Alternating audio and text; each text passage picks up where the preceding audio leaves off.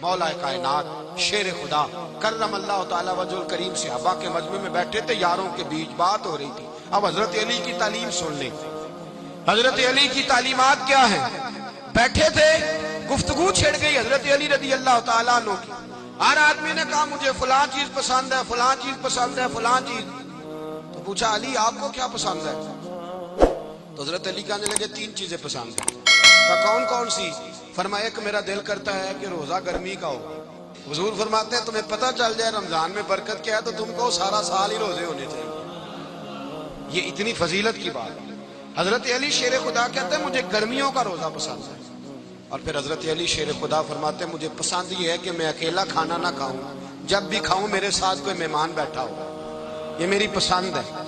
حضرت علی کہتے ہیں میری تیسری پسند یہ ہے کہ میرے مقابلے میں جو دشمن آئے وہ کمزور نہیں ہونا چاہیے، وہ کمزور نہیں، وہ تگڑا طاقتور دشمن آئے۔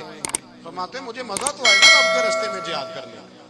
تگڑا دشمن، آج مسلمانوں کا بڑا دشمن پیدا ہوا ہے اور سربراہ ہے اسلام کے سارے دشمنوں کا، لیکن مسلمان اس سے ڈرتے ہیں، اس سے تعلق بنانا چاہتے ہیں، وہ اس کے قریب جانا چاہتے ہیں۔ حضرت علی نے پیغام دیا مزہ ہی تب آتا ہے جب دشمن دلیر ہو، مزہ ہی تب آتا ہے جب دشمن تگڑا ہو، لطف ہی تب آتا ہے جب تمہارا مقابلہ سخت آدمی کے ساتھ ہو۔ حضرت علی شیر خدا، فجر کا وقت تھا، ہاتھ میں چھڑی پکڑی تھی، 63 سال عمر مبارک تھی، کوفے کی جامع مسجد میں نماز پڑھانے آ رہے تھے۔ ہر دروازے پہ دستک دیتے اٹھو الصلاۃ خیر من النوم۔ رستے میں حضرت علی لوگوں کو جگاتے جگاتے آئے۔ جب مسجد کوفہ میں پہنچے تو ایک بدبخت خنجر چھپائے کھڑا تھا، اس نے حضرت علی رضی اللہ تعالیٰ عنہ کو خنجر مارا۔ وہ دوستانہ جو 10 سال کی عمر میں شروع ہوا تھا، جب شیر خدا کو خنجر لگا تو پتہ لفظ کیا تھے؟ فزت برب الکعبہ، لوگوں رب کعبہ کی قسم میں کامیاب ہو گیا، میری زندگی دین کے کام آ گئی، میں کامیاب ہو گیا۔ حضرت علی کی داڑھی ساری لہو سے بھر گئی۔ حضرت شیر خدا فرمایا کرتے تھے ایک دفعہ میں بڑا بیمار ہوا، میرے سے اٹھ کے کھڑا نہیں ہوا جاتا تھا، حضور تیمارداری کرنے آئے تو میں نے کہا یا رسول اللہ پتہ نہیں بچوں گا کہ نہیں۔ حضور نے فرمایا علی نہیں، تو اس وقت دنیا سے جائے گا جب تیری داڑھی لہو سے رنگین ہو جائے گی۔ شیر خدا کہتے ہیں جب زخم لگا تو میں نے نیچے جھکا کر دیکھا تو داڑھی لہو سے بھری ہوئی ہے، میں نے کہا بس وہی کامیاب ہو گیا۔ جامع مسجد کوفہ میں مولا علی نے سر سجدے میں رکھا، اور اسلام کی تاریخ کا وہ شخص جس شخص نے اپنی بچپن سے لے کر جوانی، جوانی سے لے کر بڑھاپا، اور جاتے جاتے امام حسن اور حسین کو قریب بلایا اور وصیت کر گئے بیٹا جینا اسی کا ہے جو دین کے لیے جیے، بیٹا مرنا اسی کا ہے جو دین کے لیے مرے، جس دھج سے کوئی مقتل میں گیا وہ شان سلامت رہتی ہے، یہ جان تو آنی جانی ہے، اس جان کی کوئی بات نہیں۔ حضرت شیر خدا کرم اللہ تعالی وجہ الکریم خاتم الخلفاء تھے، ان پر خلافت اسلامیہ ختم ہوئی۔ حضرت علی رضی اللہ تعالیٰ عنہ جس دن وصال ہوا، آپ کے بیٹے کہتے ہیں اس رات مولا علی نے خزانے کا مال سارا ایک رات پہلے تقسیم کیا، اور پھر جس جگہ مال خزانہ ہوتا تھا وہاں 2 نفل پڑھ کے کہا اے اللہ میں نے تیرے بندوں کی امانت تیرے بندوں تک پہنچا دی ہے۔ زندگی دین کے نام کر کے وہ شیر رخصت ہوئے۔ 21 رمضان المبارک کی شام ڈھلی تو حضرت علی المرتضیٰ شیر خدا رخصت ہوئے۔ صحابہ کہتے ہیں مدینے میں کوہرام مچا، بغداد کی گلیاں سونی ہوئی، کوفے کے لوگ تڑپے، مکے میں بھی لوگوں نے دعائیں مانگی۔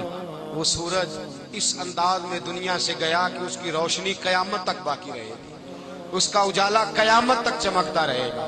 حضرت علی کا نام آج خودداری کی علامت ہے، حضرت علی کا نام ایمان کی علامت ہے۔ مولا علی کے نام کا نعرہ لگتا ہے تو سینوں میں خون دوڑتا ہے، طاقتیں بیدار ہوتی ہیں، روحیں بیدار ہوتی ہیں۔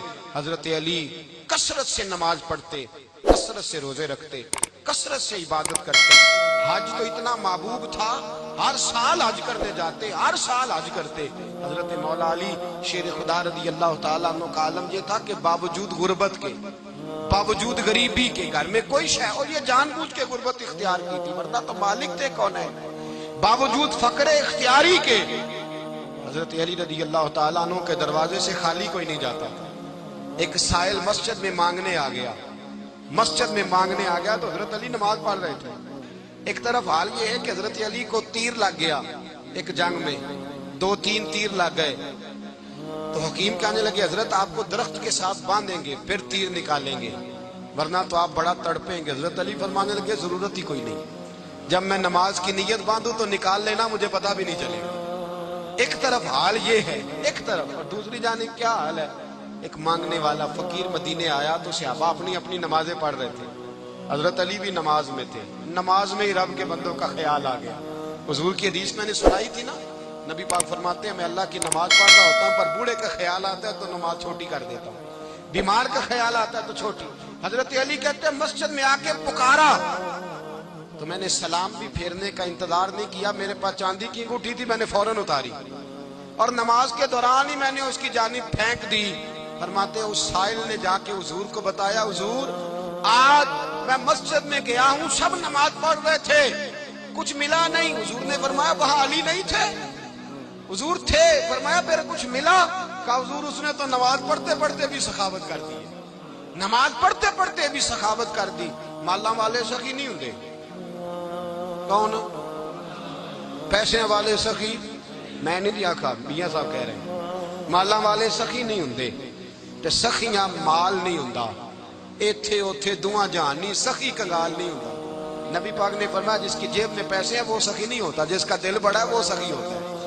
حضرت علی شیر خدا گھر میں 3 دن کھانا نہیں پکتا پر جو آتا ہے وہ جھولی بھر کے لے کے جاتا ہے, وہ جھولی بھر کے. بھائی زندگی اس کی ہے جس کی دین کے کام لگ گئی, ورنہ لوگ وقت ضائع کر کے چلے جاتے ہیں. پیسہ کمانا, دولت کمانا, رزق حلال کمانا عبادت ہے, پر اس کو دین ایمان بنا لینا حسن نہیں زندگی کا.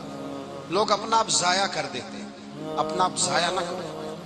شیر خدا کا محل کوئی نہیں تھا پر لگتا ہے ساری کائنات شیر خدا کی جاگیر ہے. حضرت علی رضی اللہ تعالیٰ عنہ کا بینک بیلنس نہیں تھا, لیکن آج اگر اللہ کسی کو نور بصیرت دے تو وہ اٹھ کے دیکھے کائنات میں جتنا کچھ بھی ہے آج پورے عالم دنیا میں, عالم اسلام میں حضرت علی کا ہی ذکر ہو رہا ہے, پوری دنیا حضرت علی کا.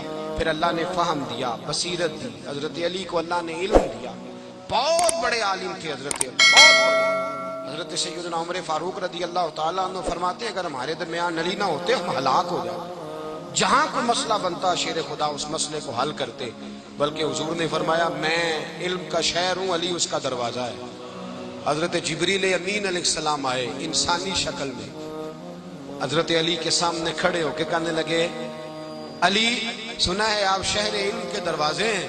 حضرت علی کہنے لگے میں نے نہیں کہا, یہ تو میرے رسول نے کرم فرمایا ہے. کہنے لگے چلو بتاؤ جبریل اس وقت کہاں ہے؟ حضرت علی نے اوپر دیکھا, نیچے دیکھا, دائیں بائیں, آگے پیچھے دیکھا. فرمانے لگے نہ تو اس وقت 7 آسمانوں پہ ہے, نہ 7 زمینوں پہ ہے, نہ مشرق مغرب شمال اور جنوب میں ہے. فرمانے لگے یا تو جبریل ہے یا میں جبریل, ایک ہے دونوں میں سے. تو حضرت جبریل کہنے لگے علی سچ کا ہے مصطفیٰ نے, تو واقعہ علم کا دروازہ ہے, تو علی ہے, جبریل تو میں ہی ہوں, میں ہی ہوں جبریل. یہ ان کے علم کی وسعت, یہ ان کی حکمت اور دانائی کی وسعت. یہ اور یہ کہاں یہ جو فہم و فراست ہے نا میرے بھائی, یہ کتابیں پڑھنے سے زیادہ نہیں آتی, کتابیں رہنمائی کرتی. فہم و فراست پرہیزگاری سے آتی ہے. اللہ فرماتا ہے یا ایھا الذین آمنوا ان تتقوا اللہ یجعل لکم فرقان, اگر تم اللہ سے ڈرو گے تو اللہ تمہیں بصیرت کا نور عطا فرمائے گا, باطن کی آنکھیں دے دیتا ہے. جب بندہ اللہ, امام مالک سے کسی نے کہا تھا حضور میرا حافظہ کمزور ہو گیا, تو فرمایا گناہ کرنے چھوڑ دے, علم اللہ کا نور ہے, گناہ گاروں کو نہیں دیا جاتا. تیرے ذہن کے اندر جب وسوسے بسیں گے تو اللہ کا نور کیسے آئے گا؟ حضرت علی کی زندگی مشعل راہ ہے, اس کو اپنائیں. حضرت علی کا سجدوں سے پیار ہے, سخاوتوں سے پیار ہے, عبادتوں سے پیار ہے, جہاد سے پیار ہے, ان کا مہمان نوازی سے پیار ہے, ان کا گرمی کے روزے سے پیار ہے, ان کا میدان سے پیار ہے. اپنے آپ کو ان لوگوں کی سیرت کا حامل بنائیں, نقوش قدم چلنے کی کوشش کریں. دعا ہے رب کریم کی بارگاہ میں اللہ ہمیں حضرت علی کی سچی محبت اور سچی فرما برداری عطا فرمائے. آخر دعوانا